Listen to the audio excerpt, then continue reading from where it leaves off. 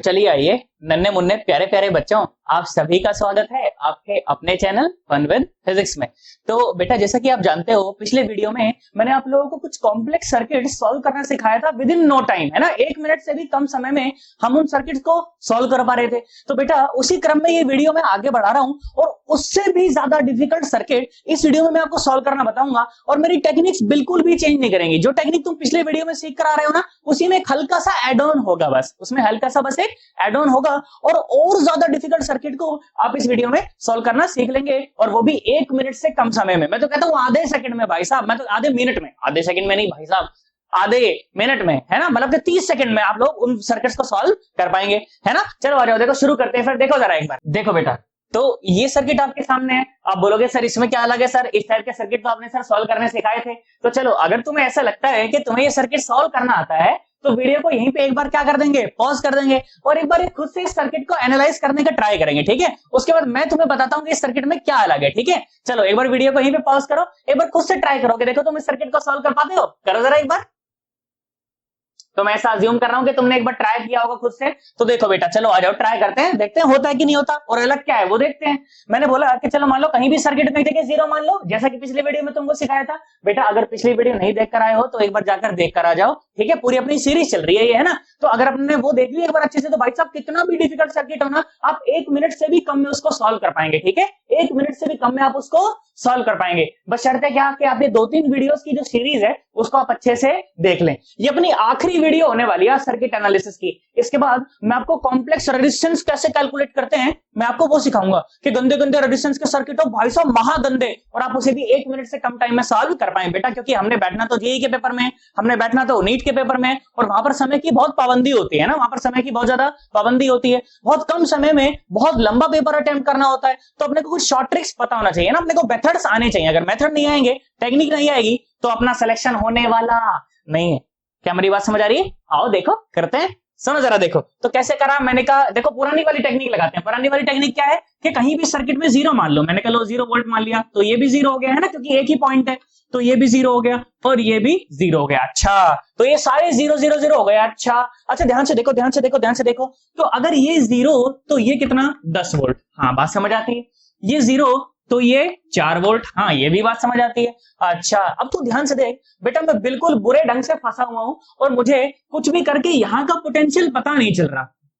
अब ध्यान से सोचो, अगर मुझे यहाँ का पोटेंशियल पता चल जाए तो मैं यहाँ का करंट लिख दूंगा, यहाँ का करंट लिख दूंगा, यहाँ का करंट लिख दूंगा, यहाँ का करंट लिख दूंगा, हर जगह का करंट मैं लिख पाऊंगा। क्या मेरी बात समझ आ रही है? अरे यार हाँ ना तो बोलो यार, सवाल यही तो है। सवाल क्या है कि find current in every branch, find current in every branch, यही तो सवाल है ना। मुझे क्या निकालना है? सर्किट एनालिसिस से क्या मतलब होता है कि हर एक ब्रांच में मुझे करंट का अंदाजा होना चाहिए, मुझे करंट पता होना चाहिए कि करंट कितना है। सर्किट एनालिसिस का क्या मतलब है? सर्किट एनालिसिस का तो यही मतलब है। तो अगर मुझे यहाँ का पोटेंशियल पता चल जाता तो मेरा काम हो जाता। अच्छा ऐसा है। अब सुनो देखो, अब तुम्हें टेक्निक बताता हूं। नई बात क्या है वो सुने जरा, ठीक है। अब नई बात इंट्रोड्यूस करते हैं और बेटा उस नई बात को कहा गया Kirchhoff's current law. Kirchhoff's current law, Kirchhoff's current law, ठीक है। केसीएल के नाम से बच्चे जानते हैं इसे। कैसे जानते हैं? केसीएल के नाम से बच्चे जानते हैं। पढ़ तो लेते हैं पर बच्चे को ये अप्लाई करना नहीं आता, है ना। आज मैं तुम्हें अप्लाई करना सिखाऊंगा और भाई साहब ऐसा अप्लाई करना सिखाऊंगा कि बाय हार्ट तुम्हें याद हो जाएगा। दिमाग से छोड़ो भाई साहब, दिल से याद हो जाएगा आज के बाद तुम्हें ये, ठीक है। सुनो जरा ध्यान से। तो क्या कहता है किरचॉफ करंट लॉ? बोला गया कि मान लीजिए बेटा ये कोई नोड है, ठीक है। नोड मतलब बहुत सारी वायर्स आकर यहां पर ऐसे मिलती हैं। अच्छा भाई बहुत बढ़िया। मैंने बोला कि चलो मान लो यहां से करंट आ रहा है I1, ठीक है। मैंने बोला यहां से करंट आ रहा है I2, यहां से करंट आ रहा है I3, यहां से करंट आ रहा है I4। तो बेटा किरचॉफ करंट लॉ ये कहता है कि जितना करंट नोड के अंदर एंटर करता है ना भाई साहब, उतना ही करंट इससे लीव भी करता है, इससे लीव भी करता है। मतलब कि there will be no net current, there will be no net current on the node, there will be no net current on the node. मैं लिख देता हूं यहां पर, देखो there will be no net current, there will be no net current on the node. अच्छा तो इसका क्या मतलब है? इसका क्या मतलब है? इसका मतलब बेटा ये है क्या कि I1 plus I2 plus I3 plus I4 plus I5 is equal to 0, is equal to 0। इसका ये मतलब है, ठीक है, there will be no net current on the node. इसका क्या मतलब निकला, I1 plus I2 plus I3 plus I4 plus I5 will be equal to 0, there will be no net current on the node. ये है यहां पर node, है ना, ये क्या है यहां पर नोड है, ये क्या है यहां पर नोड है, गांठ समझ लो इसको, ठीक है, नोड है यहां पर। तो जितना करंट एंटर करता है उतना ही करंट लीव भी कर जाता है। और बेटा मैं तुम्हें एक और बात बता देता हूं, फिजिक्स वाले बच्चों को पता होना चाहिए बात कि जो किरचॉफ करंट लॉ है that is based upon the conservation of charge, that is based upon the conservation of charge.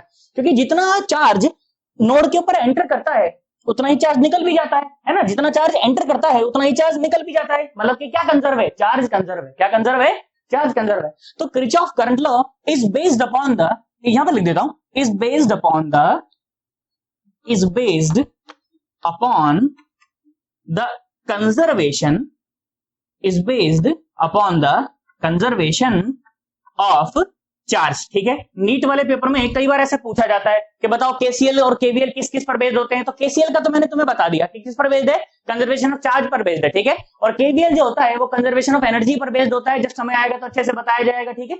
अच्छा सर ठीक है, ये बात तो पता है सर, किताबों में भी लिखी होती है ये बात, तो आपने नया क्या बताया कि मेरे से सर्किट सॉल्व हो जाए। नया सुन, आप ध्यान से सुन, ध्यान से सुन। चलो लिखो एक बार जरा कॉपी में लिखो। तुमने सर्किट तो ड्रॉ कर लिया होगा ना, ये नोट करने से पहले, या मैं तो कहता हूं एक बार इसको नोट कर लो, वीडियो को यहीं पे पॉज करना और इसको नोट कर लेना। देखो मैं ऐसे खड़ा हुआ हूं, आराम से करो, मैं अज्यूम कर रहा हूं तुमने करा है। अब सुनो मेरी बात, लिखो जरा एक बार, लिखो लिखो लिखो, जैसे जैसा मैं बोलता जाऊं वैसे वैसे लिखते जाओ। क्या लिखोगे कि जहां पर भी फंस जाए, क्या लिखवा रहे हो सर, अरे जो लिखवा रहा हूं लिख यार, जहां पर भी फंस जाए, जहां पर भी फंस जाए वहां पर एक्स मान लें, जहां पर भी फंस जाए वहां पर एक्स मान लें। देखो यहां फंसा हुआ था ना, मैं यहां पर एक्स मानूंगा, कुछ भी पोटेंशियल एक्स मानूंगा। जहां पर भी फंस जाए वहां पर एक्स मान लें, ठीक है। और लिखें, और एक्स को हायर पोटेंशियल मान लें, एक्स को हायर पोटेंशियल मान लें। लिखा तुमने, एक्स को हायर पोटेंशियल मान लें। और फिर नोड के, और फिर नोड के टोटल करंट को, और फिर नोड के टोटल करंट को 0 के इक्वल पुट कर दें, और फिर नोड के टोटल करंट को 0 के इक्वल पुट कर दें। आंसर आ जाएगा, लिख लो, आंसर आ जाएगा। लिख लो लिख लो लिख लो, आंसर आ जाएगा। क्या लिखा है मैंने कि जहां पर भी फंस जाए वहां पर एक्स मान लें, जहां पर भी फंस जाए वहां पर एक्स मान लें, और एक्स को हायर पोटेंशियल मानकर नोड के सारे करंट को 0 कर दें, 0 को इक्वल पुट कर दें, टोटल करंट को 0 को इक्वल पुट कर दें, आंसर आ जाए। इसी क्या बोल दिए हो सर, ये क्या कर दिए हो सर, ध्यान से देखो, सुनो मैं बताता हूं, सुनो सन्नाटो गधेड़ो, ध्यान से देखो। मैंने बोला जहां पर भी बेटा फंस जाए वहां पर एक्स मान लें।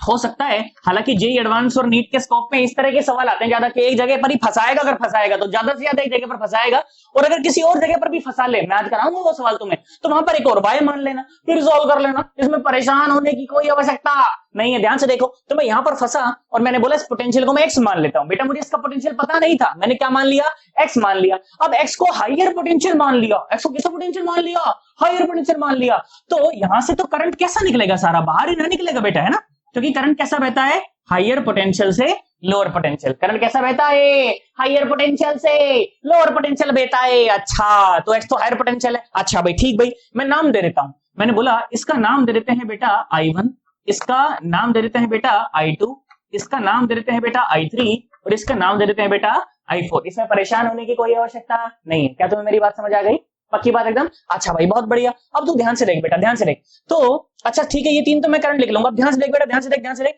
तो अगर ये एक्स है, ये 2 वोल्ट की बैटरी है, तो इस जगह पोटेंशियल कितना हो जाएगा, इस जगह पोटेंशियल हो जाएगा x-2। इस जगह पोटेंशियल कितना हो जाएगा, x-2। और यही I4 बैटरी के अंदर एंटर कर रहा है, यही I4 यहां निकलेगा और यही I4 यहां आएगा। ये मैंने क्यों करा, ताकि मैं I4 लिख पाता, क्योंकि बीच में बैटरी थी ना, तो मैं I4 नहीं लिख पाता।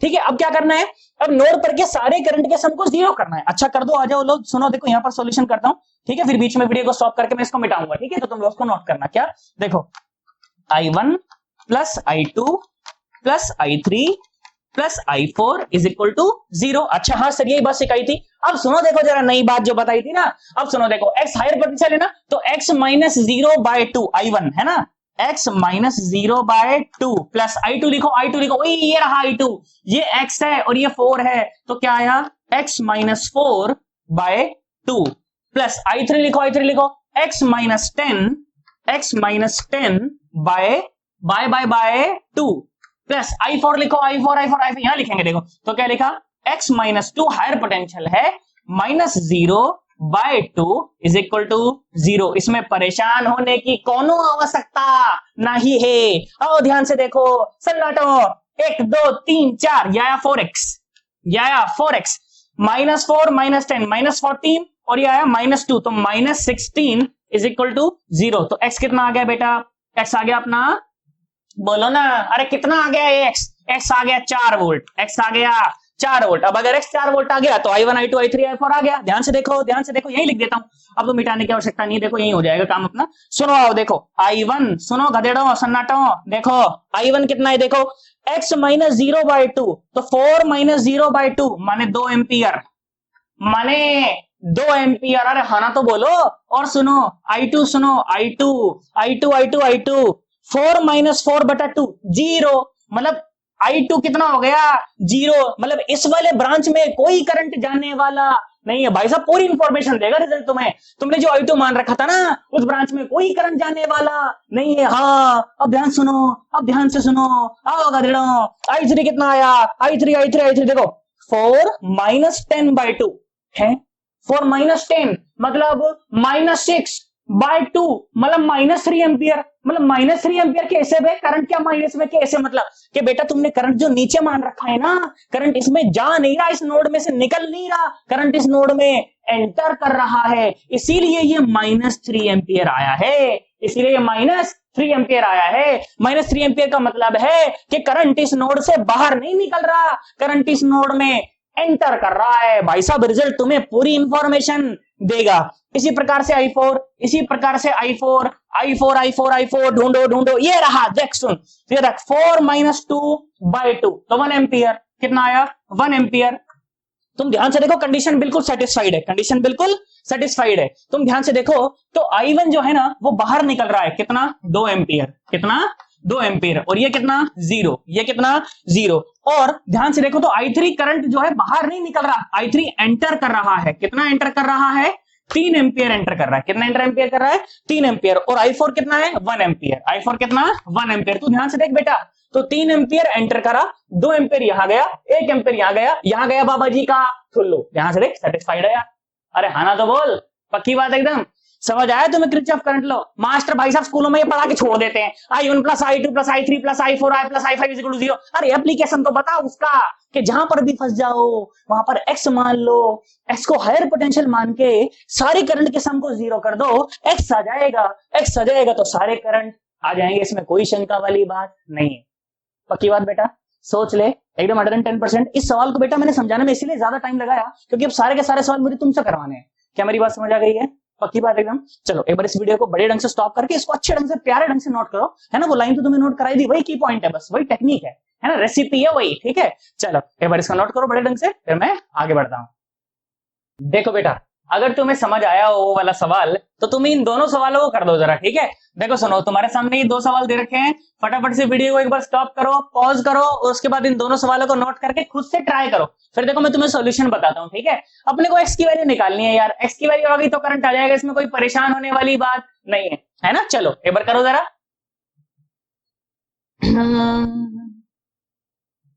जाती हूं मैं, जल्दी है क्या, धड़के जिया, वो क्यों भला हुआ क्या तुमसे।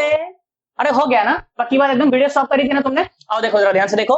तो अगर तुमसे हुआ है तो अब मैं सॉल्व कराता हूं, देखो सुनो, आओ देखो देखो देखो देखो, इससे करते हैं। देखो मैंने बोला मान लो ये 0 वोल्ट है, मैंने बोला मान लो ये 0 वोल्ट है, ये 0 वोल्ट है तो बेटा ये कितना है 10 वोल्ट, ये कितना है 10 वोल्ट, ये 0 वोल्ट है तो ये कितना है 2 वोल्ट, ये कितना है 2 वोल्ट। इसमें परेशान होने की कोई आवश्यकता नहीं है। अच्छा मैं कुछ भी कर लूं, मुझे यहाँ का पोटेंशियल पता नहीं चल रहा ना, तो मैं क्या करूं, मैं इसको x मान लूं, मैं क्या करूं बेटा इसको x मान लूं। अच्छा भाई x हो गया तो ये आ जाएगा, ये आ जाएगा। अच्छा ये x है तो ये कितना है, ये है x माइनस 4, ये कितना है x माइनस 4। और फिर क्या करते हैं, x को हायर पोटेंशियल मान लेते हैं।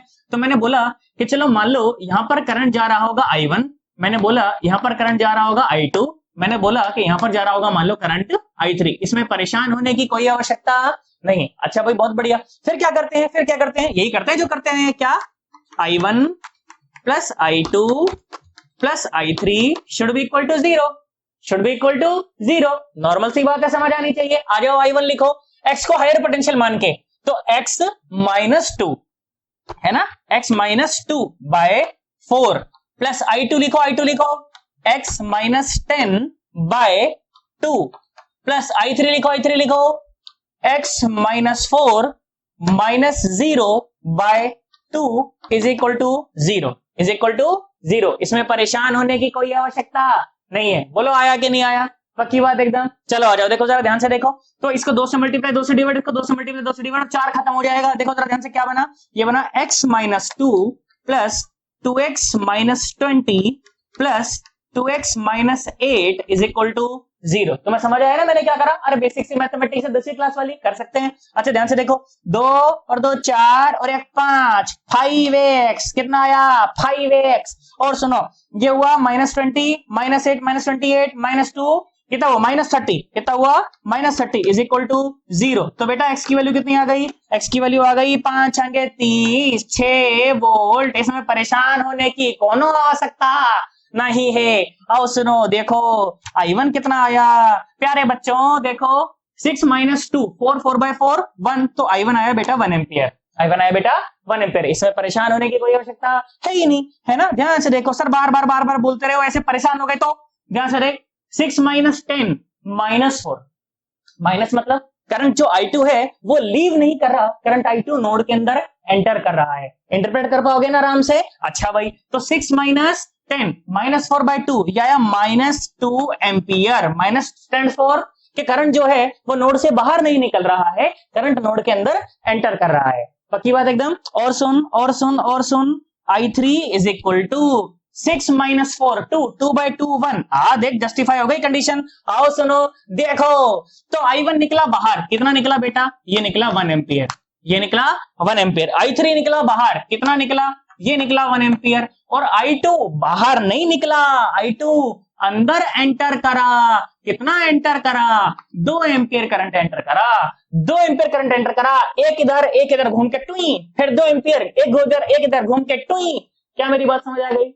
पक्की बात एकदम। और सुन देख, ये तो बहुत आसान सवाल है, आसान नहीं है इतना। देखो ध्यान सुनो, अच्छा सवाल है, जानबूझ के दिया था। देखो सुनो, मैंने बोला कि चलो कहीं भी 0 मान लेते हैं, मैंने कहा 0 0 बहुत बड़ा 0। ध्यान से देखो, आओ सुनो, तो 0 0 0 हो गया। अब सुन देख, ये 0 तो ये कितना 10 वोल्ट, ये कितना 10 वोल्ट। हाँ ठीक है, अब नहीं हो रहा बस, अरे अब नहीं हो रहा बस, मर गया अब तो। अब ध्यान से देखो, तो इन दोनों पॉइंट का पोटेंशियल पता नहीं चल रहा ना, ये 0 तो ये भी 0, ये भी हो गया। हाँ एक और हो गया, और सुन ना, इसका पता चल रहा ना, इसका पता चल रहा।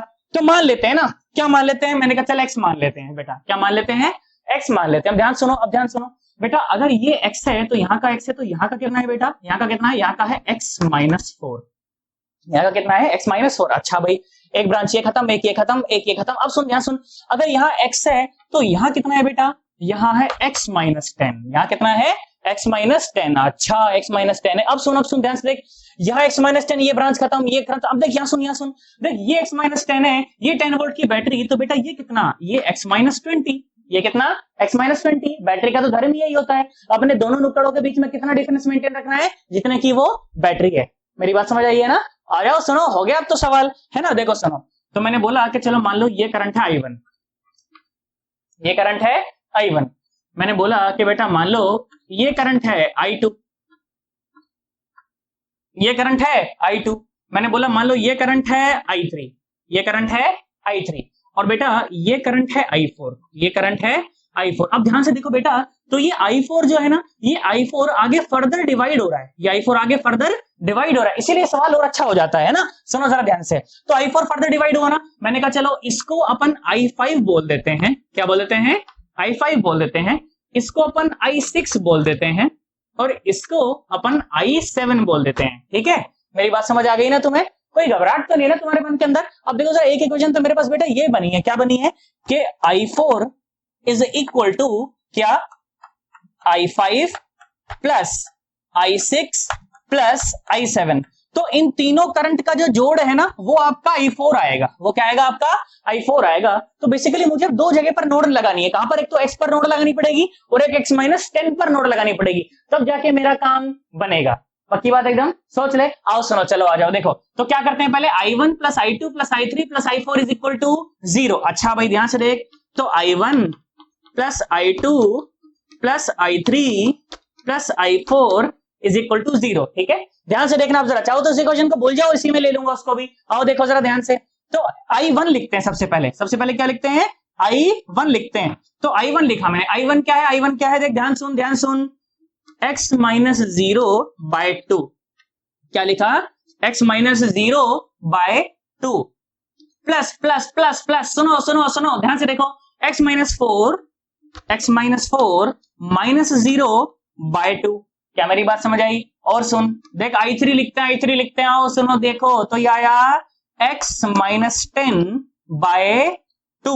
अच्छा, अब I4 लिखते हैं। ठीक है, अब मैं क्या लिख रहा हूं बेटा, अब मैं I4 लिख रहा हूं, ध्यान से देख। तो I4 अगर मुझे लिखना है तो मुझे ये तीन करंट लिख देने चाहिए, क्योंकि वो मिला के क्या बना है, I4 बना है। ध्यान से देख बेटा, तो I4 किससे बना है, I5 plus I6 plus I7 से। तो अगर मैं I4 लिखना चाहता हूं तो मुझे ये तीनों करंट लिख देने चाहिए। आओ सुनो, तो तीनों करंट लिखते हैं, देखो ध्यान से। तो ये आया x minus 10 minus 0 by 2 plus, ध्यान से देखो, अच्छा I6 लिखना है। I6 में देख, यहां तो बैटरी है ना, तो यहां लिख देता हूं। क्या लिखा, x minus 20 minus 0 by 2 plus I7 लिख दो, x माइनस 10 माइनस 0 बाय 2 हो गया, और सामने इज इक्वल टू 0 और इज इक्वल टू 0। क्या तुम्हें मेरी बात समझ आ गई?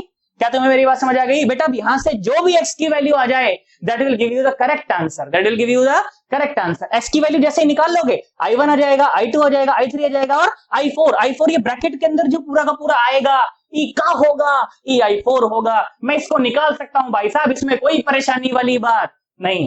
बोलो कर सकते हो कि नहीं कर सकते? अरे 10वीं क्लास का गणित कर सकते हैं। देखो 2 तो सब जगह खत्म हो जाएगा। अरे हो जाएगा कि नहीं हो जाएगा? x की वैल्यू को जोड़ लेना, नंबर को जोड़ लेना, बराबर रख देना, x की वैल्यू हो जाएगी, x की वैल्यू होगी तो सारे करंट आ जाएंगे, इसमें कोई परेशान होने की आवश्यकता नहीं। बोलो कर सकते हैं कि नहीं कर सकते? पक्की बात है एकदम बेटा। बिल्कुल, अगर थोड़ा सा भी तुमको डाउट हो जाए ना इस क्वेश्चन में, अगर नहीं हो रहा हो तो नीचे कमेंट कर देना, या तुम इसका आंसर निकालना और नीचे कमेंट करना, फिर मैं बता दूंगा कि वो सही आंसर है कि नहीं है। मैं नीचे कमेंट करके बता दूंगा कि वो सही आंसर है कि नहीं।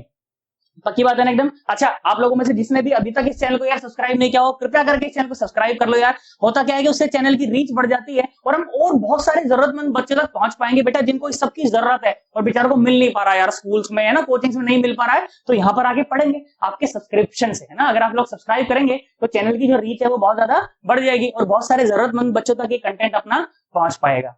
क्या मेरी बात समझ आ गई? चलो एक बार इसको वीडियो को स्टॉप करो, इसको अच्छे से नोट करो, उसके बाद फिर मैं आगे बढ़ता हूं। देखो बेटा, तो दो ये सर्किट तुम्हारे सामने और रहे, है ना। उसमें ये वाला सर्किट थोड़ा सा स्पेशल है, ठीक है। इसमें मैंने इसको थोड़ा सा और टफ कर दिया है, पर मैं चाहता हूं ये वाली प्रॉब्लम तुमसे जरूर सॉल्व हो जाए, ठीक है। तो चलो बेटा एक बार वीडियो को बढ़िया ढंग से, ईमानदारी से, तुम्हारे ऊपर मम्मी कसम है, इसको स्टॉप करना यहीं पे और उसके बाद खुद से करना, फिर अपन आगे बढ़ेंगे यार। पक्की बात एकदम। चलो एक बार स्टॉप करो यहीं पे, मैं पे से खड़ा हुआ हूं, देख ले, स्टॉप नहीं करा तो देख लो यहाँ पे।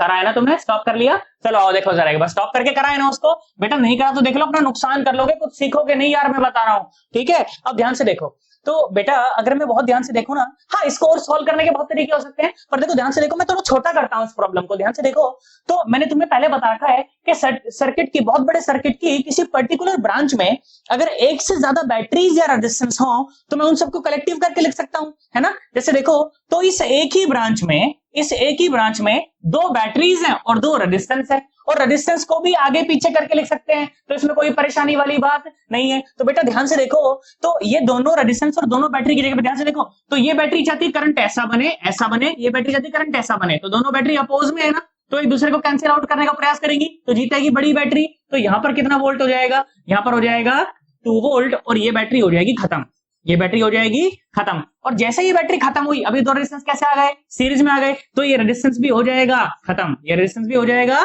खत्म। और बेटा ये रेजिस्टेंस हो जाएगा कितने का, 4 ओम का, कितने का हो जाएगा 4 ओम का। क्या मेरी बात समझ आ गई? देखो छोटा हो गया सर्किट, है ना। अब ध्यान से देखो, तो कहीं भी जीरो मान लो, मैंने कहा चल यहाँ पर 0 वोल्ट मान लेता हूँ, तो यहाँ भी जीरो, यहाँ जीरो, यहाँ जीरो, यहाँ जीरो, बहुत बड़ा जीरो, यहाँ जीरो, तो यहाँ 2 वोल्ट, यहाँ कितना 2 वोल्ट, मतलब यहाँ पर भी कितना 2 वोल्ट, क्योंकि जब तक पॉइंट सेम रहता है तब तक पोटेंशियल सेम रहता है ना। अच्छा ध्यान से देख, मैं कुछ भी कर लूं, मुझे यहाँ का पोटेंशियल पता नहीं चल रहा, मुझे यहाँ का पोटेंशियल पता नहीं चल रहा, तो मैंने कहा चलो मान लेते हैं ना, कितना मानते हैं, x मान लेते हैं। कितना मान लेते हैं? x मान लेते हैं। तो जैसे ही मैंने इसे x माना बेटा, यहाँ पर हो गया x प्लस 2, यहाँ पर हो गया x प्लस 2, क्योंकि ऊपर वाला हायर पोटेंशियल है ना, देखो बड़ा डंडा है ना ऊपर, तो ये हायर पोटेंशियल है, तो ये हो गया x प्लस 2। अच्छा ध्यान से देख, यहाँ x है तो यहाँ कितना, ये हो जाएगा x माइनस 10, ये हो जाएगा x माइनस 10। अब क्या है, बस लिख दो नोड इक्वेशन। चलो आ जाओ, मैं बोलता हूं बेटा, मान ले इस करंट को अपन I1 बोलते हैं, इस करंट को अपन I2 बोलते हैं, इस करंट को अपन I3 बोलते हैं, और अगेन वही क्या, I1 plus I2 plus I3 is equal to 0। परेशान होने की कोनो आवश्यकता नहीं है। और सुनो ध्यान से देखो, I1 लिखो, चलो लिखो I1, तो I1 लिखा तो क्या लिखा था, यहाँ 0 वोल्ट, तो यहाँ भी कितना 0 वोल्ट, यहाँ देख सुन, तो कितना आया x plus 2 minus 0 by 4 plus I2 लिखो, I2 लिखो, कहां है I2, I2 ये रहा, तो ये रहा, ये भी I2 होगा, तो ये आया देख x माइनस 10 माइनस 0 बाय 2 ओम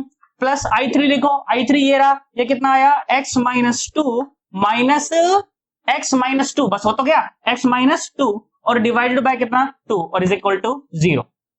बोलो कर सकते हो कि नहीं कर सकते हो यार? x की वैल्यू आ गई तो I1 I2 I3 निकल जाएगा, परेशान होने की कोई आवश्यकता उसमें नहीं है।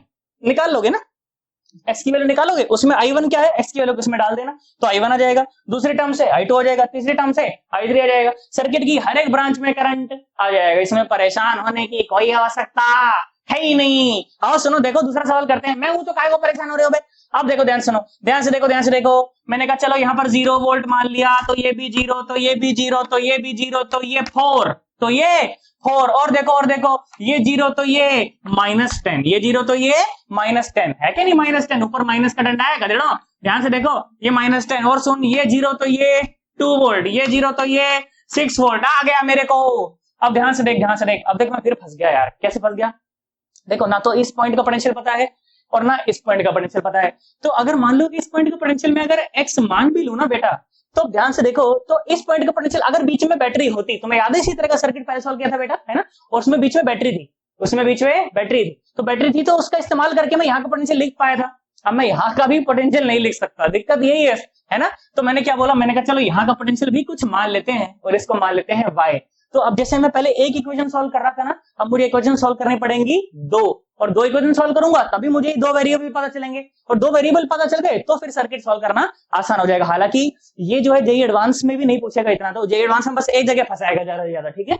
ये प्रॉब्लम हो गई अपनी केवीपीवाई और ओलंपियाड टाइप प्रॉब्लम हो गई, ठीक है। तो चलो आओ इसको भी सॉल्व करना बता देता हूँ कैसे सॉल्व करते हैं। तो बेटा मुझे 2 जगह नोड लगानी है, एक बार x पर और एक बार y पर, क्या तुम कर सकते हो? अब ध्यान से देखो, तो मैंने x पर नोड लगाई, देखो मैं डायरेक्ट लिख रहा हूं अब, ठीक है, मैंने x पर नोड लगाई, तुम समझना उसको, तुम सॉल्व करना, मैं तुमको सॉल्यूशन देके जा रहा हूं। हालांकि देखो सुनो ध्यान से देखो, तो मैंने क्या करा, मैं x पर नोड लगाता हूं, x पर अगर मैंने नोड लगाया तो क्या मिला, देख सुन, x minus 4 by 2 plus x minus 0 by 2 plus x minus 2 by 2 plus x minus y by 2 is equal to 0। ये आखिरी टर्म देख लो कितना इंपॉर्टेंट है ना, x माइनस y बाय 2, है ना, क्योंकि जब मैं x पर नोड लगा रहा हूं बेटा, तो मैं मानूंगा कि x हायर पोटेंशियल पर है, मैं क्या मानूंगा कि x कैसा है बेटा, हायर पोटेंशियल पर है, और जब मैं y पर नोड लगाऊंगा तब मैं मानूंगा कि y हायर पोटेंशियल पर है, तब ये y माइनस x आएगा, है ना। क्या मेरी बात समझ आई है? अब देखो जब मैं y पर नोड लगाता हूं तो देखो क्या बनता है, देखो किस तरह की कहानी बनेगी।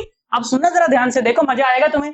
देखो क्या हुआ, देख y minus x by 2 plus y minus 6 by 2 plus y minus of minus 10, तो y plus 10 by 2 is equal to 0। समझ आया? अब देखो x और y में तुम्हारे पास 2 रिलेशन है, 2 इक्वेशन, 2 वेरिएबल, आराम से सॉल्व करके x और y की वैल्यू तुम लोग निकाल लोगे, और जैसे ही x और y की वैल्यू आएगी सर्किट में हर एक ब्रांच में तुम्हारे पास करंट आ जाएगा, इसमें परेशान होने की कोई आवश्यकता नहीं है बेटा। हर एक ब्रांच में जब करंट आ जाएगा तो अगर अब तुमसे क्या पूछ सकता है, बोलेगा कि ये जो सर्किट है इसको ऐसा ही छोड़ दिया गया for 2 second, for 4 second, for 10 second बोलेगा कि हर एक रेजिस्टेंस में हीट बताओ, हर एक रेजिस्टेंस में क्या बताओ, हीट बताओ। अपने को पता है हीट आई स्क्वायर आरटी होता है, हालांकि मैंने पढ़ाया नहीं अभी, आगे पढ़ाऊंगा, अगले वाले वीडियो में पढ़ाऊंगा आराम से, कोई टेंशन नहीं उसके अंदर। पर अपने को पता तो है यार हीट कितना होता है, आई स्क्वायर आरटी। करंट का ही तो खेल है, रेजिस्टेंस पता है, टाइम पता है, करंट निकाला, हीट आ गई, पावर आ गई, ये आ गया, वो आ गया, सारी चीजें निकाल सकता हूं, कोई परेशान होने की आवश्यकता इसमें बेटा नहीं। पक्की बात एकदम, सोच लो। चलो एक बार इसको बड़े ढंग से नोट करो। तुम्हारे साथ 2-3 मिनट की चर्चा एक बार केवीएल के ऊपर और कर लेता हूं, है ना। किरचॉफ्स वोल्टेज लॉ, है ना, कुछ नहीं, 2-4 फालतू टाइम पास है। किरचॉफ वोल्टेज लॉ तुम यही लगा रहे हो तुम इतनी देर से, और कुछ नहीं कर रहे। उसका एडवांस फॉर्मेट में तुमको यहाँ पर अभी करवा रहा हूं। पर क्या होता है सीबीएसई में कभी कभार पूछ लिया जाता है, तो अपने को पता होना चाहिए, ठीक है। चलो एक बार इसको अच्छे से नोट करो, फिर मैं आगे बढ़ता हूं, ठीक है। करो, आओ बेटा, देखो सुनो। तो एक छोटी सी चर्चा केवीएल के ऊपर और कर लेते हैं। हालांकि ये केवीएल ही अभी तक तुम लोग लगाते आ रहे थे, है ना। ये केवीएल केसीएल लगा लगा के मैं तुम्हें करवा रहा था, बस उसको मैंने एक ऐसा मॉडिफाइड रूप दिया हुआ था कि तुम्हें पता नहीं चल रहा था तुम केवीएल और केसीएल लगा रहे हो, है ना। पर सीबीएसई में कभी कभी जानते हो केवीएल की एक पर्टिकुलर डेफिनेशन जैसा पूछ लेते हैं, तो वो डेफिनेशन मुझे पता होना चाहिए। पक्की बात एकदम, सोच लो। अच्छा भाई, बहुत बढ़िया। तो क्या कहता है केवीएल, उसके बाद मैं तुम्हें सर्किट बताऊंगा, ठीक है। केवीएल क्या कहता है कि इट स्टेट्स दैट, सुनो जरा ध्यान से, it states that sum of all the voltages ना क्या कि इसे पोटेंशियल ड्रॉप कह लो, कोई बात नहीं। Sum of all the potential drops in a closed loop is always zero, is always a zero. ये कहता है केवीएल, ठीक है, किरचॉफ्स वोल्टेज लॉ। अच्छा भाई, बहुत बढ़िया। तो कैसे समझूं? अच्छा, मैंने कहा चलो ऐसा मान लेते हैं, सर्किट के अंदर देखो एक से ज्यादा बैटरी है ना, मैं बोलता हूं चलो E1 वाली बैटरी बड़ी है ना। मैंने क्या बोला कि E1 वाली बैटरी को बड़ा मान लेते हैं, ठीक है। क्यों मान रहा हूं, कोई लॉजिक नहीं, तो E2 मान ले, कोई टेंशन नहीं उसमें। पर मैंने क्या कहा कि अगर E1 वाली बैटरी बड़ी है तो मतलब कि करंट सर्किट के अंदर बेटा ऐसा बह रहा होगा, है ना। करंट सर्किट के अंदर ऐसा बह रहा होगा, है ना। करंट ऐसा बहेगा, टुचुक टुचुक टुचुक टुचुक टुचुक टुचुक और टुचुक, ऐसे बह रहा होगा। मैं बोलता हूं चल आई करंट बह रहा है। कितना करंट बह रहा है बेटा, आई करंट बह रहा है ना। एक बैटरी की तो माननी पड़ेगी ना भाई, या तो E1 की मान लो या तो E2 की मान लो। तुम E2 की मानते तो करंट ऐसे बहता, उसमें कोई टेंशन वाली बात नहीं है। आओ सुनो, प्लस माइनस लगाते हैं। क्या लगाते हैं हम, प्लस माइनस। बैटरी का बड़ा डंडा पॉजिटिव, छोटा डंडा नेगेटिव, बड़ा डंडा पॉजिटिव, छोटा डंडा नेगेटिव। और रेजिस्टेंस में करंट की दिशा में प्लस माइनस, तो यहां पर प्लस और यहां पर माइनस, और यहां पर प्लस और यहां पर माइनस। अच्छा भाई, चलो सारे सम लिखते हैं, वोल्टेज लिखते हैं। अच्छा सुनो, तो E1 से लिखना शुरू करा। देख, माइनस से प्लस मतलब राइज हुआ, राइज मतलब पॉजिटिव, तो E1। अच्छा, फिर पॉजिटिव से नेगेटिव घटा, तो माइनस आई इंटू R1। समझ आया तुम्हें? इसमें पोटेंशियल ड्रॉप कितना हुआ होगा भाई, अगर आई करंट बह रहा है तो इसमें जो पोटेंशियल ड्रॉप है वो कितना है, आई इंटू R1। फिर क्या हुआ, प्लस से माइनस मतलब घटा, मतलब माइनस का E2, है ना। फिर प्लस से माइनस मतलब घटा, minus I R2 will be equal to zero. ये कहता है अपना केवीएल। ये क्या कहता है बेटा, अपना केवीएल। क्या तुम्हें बात समझ आ गई? क्या तुम्हें किरचॉफ्स वोल्टेज लॉ समझ आया कि sum of all the potentials in a closed loop is equal to zero. बस यही होता है। इसी का एडवांस वर्जन में तुम्हें अब तक करवा रहा था। तुम्हें सिर्फ इसकी स्टेटमेंट याद रखनी है, फालतू टेंशन में पढ़ने की कोई आवश्यकता नहीं। पक्की बात एकदम बेटा, सोच लो। चलो तो इसको बड़े ढंग से प्रिपेयर करो अच्छे से। चैनल अगर सब्सक्राइब नहीं किया है तो सब्सक्राइब कर लो, बेल आइकन भी प्रेस कर लो। इन वीडियोस को अपने दोस्तों के साथ बेटा जरूर शेयर करना, क्योंकि आपकी तरह ही बहुत सारे और भी आपके नीडी दोस्त होंगे, ठीक है। उन तक भी ये कंटेंट पहुंचना चाहिए ताकि उनका भी भला हो जाए कि नहीं हो जाए। यार मेरी बात समझ आ रही है ना यार? अच्छा दोस्त तो वही होता है जो अपने दोस्त का भी भला कर दे। तो अच्छे बनो प्यारे बच्चों, अच्छे बनो। चैनल को सब्सक्राइब कर लो, बेल आइकन प्रेस कर लो। तुम्हारा अपना चैनल है, सब्सक्राइब जरूर कर लेना, बता रहा हूं मैं। हाँ चलो, बाय बाय, टाटा।